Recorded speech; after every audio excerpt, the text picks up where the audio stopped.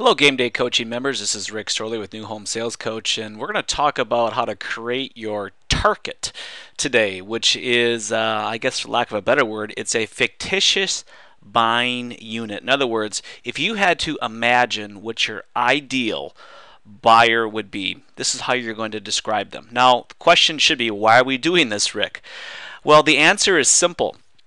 Anytime you refine your sales process, look at your marketing message or positioning statement, which is things that we're going to talk about here in different videos, and then look at your advertising, it's much easier for you to think of one specific, even if they're fictitious, but one specific buying unit versus thinking about who is my target market or a group of people.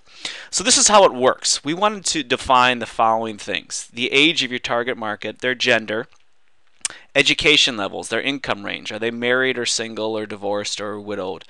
Do they have kids? If so, what are their age and names? What's their ethnic or religious background? If you're targeting a minority population, this is very important. Area of residence. Where are they living right now? What's their occupation? What do they do for hobbies? What problems keep them up at night? What's their name? And any other pertinent information. So what I've put together is a sample target. Now this is very, very detailed. I would love it if you would get this detail, but I want to show you just how you don't have to worry about getting specific here on who you worked with in the past. Think about who would be your ideal candidate to sell in the future, meaning who sees value in your company, understands what you do, is willing to pay you the money to do it, so on and so forth. So this is Joe and Mary Smith, and they're 38 and 37 years old. Joe's got a bachelor's degree, and he works in corporate sales. Mary's got her master's degree, and she's an engineer. They have about a household income of about $200,000, and you're thinking, "Wow, great, nice." Well, this is a real target for one of my clients. So Joe and Mary have two kids. Jack is 2. He's in Stepping Stone preschool. Emily's 4, and she's going to be entering kindergarten next year.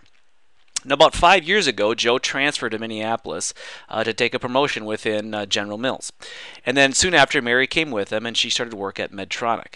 They are originally from Dallas, but they both really enjoy Minnesota because of all the great natural resources and the high-quality public education. Now, as their kids are getting near school age, it's a priority for them to live in a great school district and neighborhood with lots of other kids the same age. They've been in their current home since Joe transferred and before they really even had kids. So now their income's gone up. They've got kids. The house is getting small. Mary really wants a neighborhood with a pool, trails, and a great park so the kids can easily connect with other kids.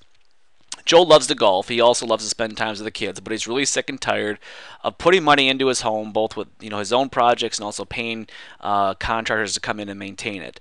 He'd like to live in a home that is a little bit more prestigious too. That's important to him. Now, Joe and Mary, what keeps them up at night is they struggle with selling their current home. Unfortunately, they bought at the peak of the market. So now their home has lost about 30% of its value. However, financially, they have saved a lot of money, and they could use it towards a new home, but they really struggle with making the move because of all the upheaval in the housing market. So that's an example of a target.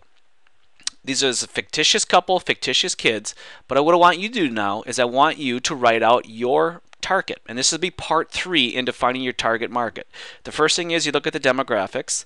The second thing is you look at the psychographics, and then finally you actually would write out your fictitious character. This is something you're going to use in the future every time you look at your marketing position, your advertising campaign, or your current sales process. Happy selling.